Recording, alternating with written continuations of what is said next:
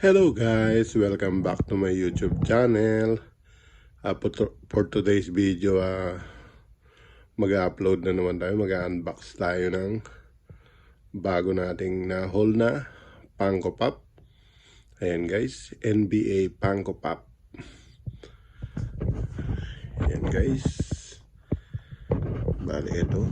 Ayan ang ating mga koleksyon ngayon. Dagdag sa collection natin ng NBA FUNKO Pops. Yan guys, ito siya. Ayan guys, ang ating bagong na-haul sa marketplace. Mga 2 to 3 weeks ago na ito. Ayan, dagdag sa ating collection. Isang rare na to at hard to find na FUNKO Pops. Pero bago yan, intro muna tayo mga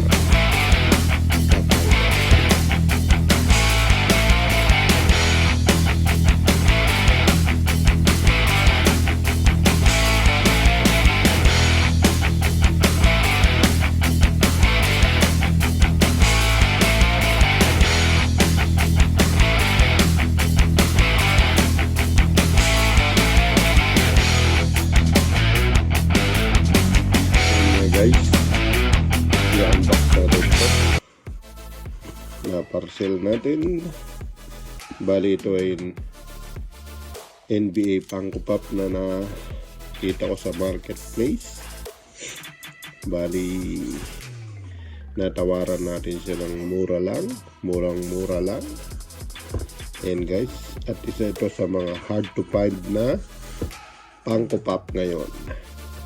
At medyo pricey na rin, pero sulit to. Tingnan lang natin kung gaano siya kaganda, kung may damage na o kung ano guys.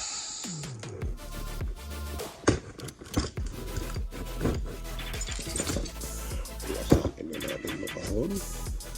Ayan guys, silyadong pa. Bali na kita ko to sa marketplace.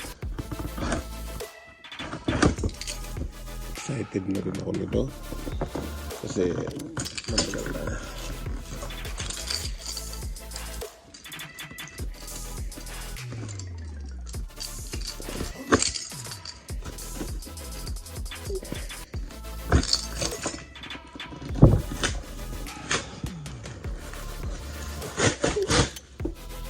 Sa akin lang natin ito.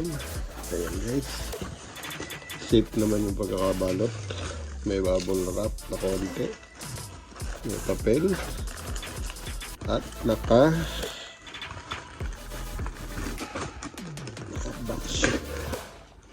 Yun, ang ating pops na ito ay si DERRICK Rose. Ayan guys,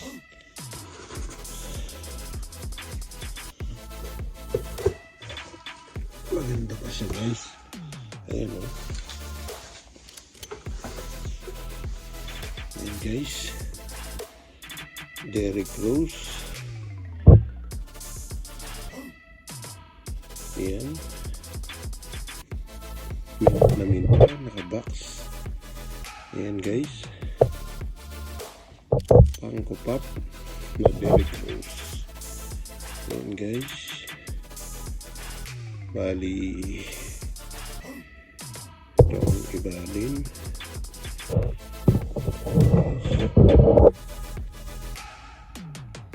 Sinabi ko dun sa seller, binibenta to $200. Ayan guys, pero sabi ko parang fake, kasi dapat hindi ganito ang likod ng DERRICK Rose. Pero tinanong ko siya sa group chat kung meron bang ganitong labas na DERRICK Rose. Kaya minessage ko yung seller, something ka kung parang fake, kaya ako natawaran. $200 to binibenta, pero nakuha ko lang ng $75 plus shipping pa. Plus shipping. And guys, $16 yung shipping. Bali,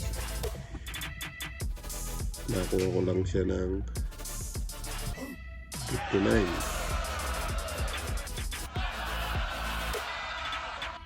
And guys, sa halagang $59 o 75 plus shipping, meron tayong nakuha ng Derrick Rose.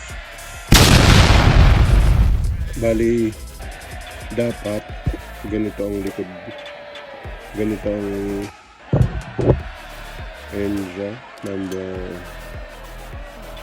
9 na Derrick Rose. Dapat ganito ang likod, hindi ganyan. Pero sabi ng mga tropa natin, mga kapak ka NBA pangkapat natin sa group chat, tinanong ko, pinost ko, meron daw talagang lumabas na to, parang second release, kaya hindi siya fake.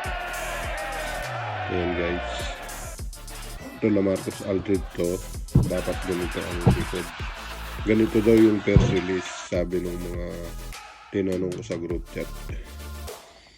Mukhang mint naman siya guys. Ayan o. Saka kung fake to, dito makikita. Ayan guys. Kaya panalo tayo dito sa Derrick Rose na to.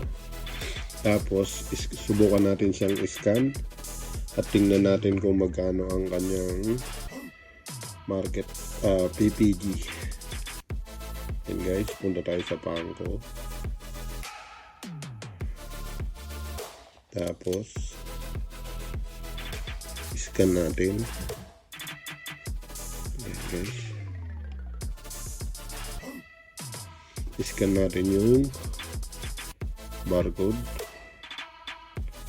Ayan, bali ito ngayon ang presyo niya guys, nakikita niyo ba yan? 17,500.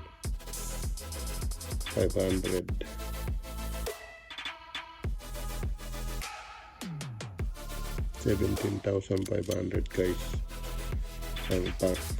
ang presyo nito ngayon. Kaya panalo na tayo dito for only $75 Australian dollar. Ayan guys, kaya goodbye. Ayan guys, kaya medyo panalo tayo dito sa nakakawin natin na to. Ayan guys, oh, yun ang market value niyan, ang PPG niyan, printing value 17,500. Siguro naman to mga 8 kasi mint naman yung condition niya. Check natin, naka hard protector siya, protector box, kaya lang second release siya, pero okay na rin. May box, halatang walang damage. Ayan o, panalo tayo dito kahit na second release siya. Yan ang ilalim. Kaya kung minsan swerte yan tayo pag nakikita natin sa marketplace. Buti na lang yung seller, maraming nagdududa raw na fake. Yun din ang sinabi ko, parang fake kasi pinakita ko na dapat ganito ang likod. Hindi alam ng seller, dapat binibenta to 200 Australian dollar. Natawaran ko ng 75 kasama na yung shipping. Ayan guys, okay, bye. Sa susunod na nating pag may nakuha tayo ng mga rare, bali meron na tayo ng LeBron James. Bali ang kulang na lang natin dito ay Jeremy Lin, saka Carmelo Anthony. Dalawa na lang guys sa series na to. Carmelo Anthony saka Jeremy Lin ng New York Knicks na lang ang hindi natin nahanap. Konting tiyaga lang, makakakita rin tayo ng medyo mas mura-mura na Jeremy Lin at Carmelo Anthony. Yan ang susunod nating ihahanap. Okay, sana nagustuhan nyo itong box na to.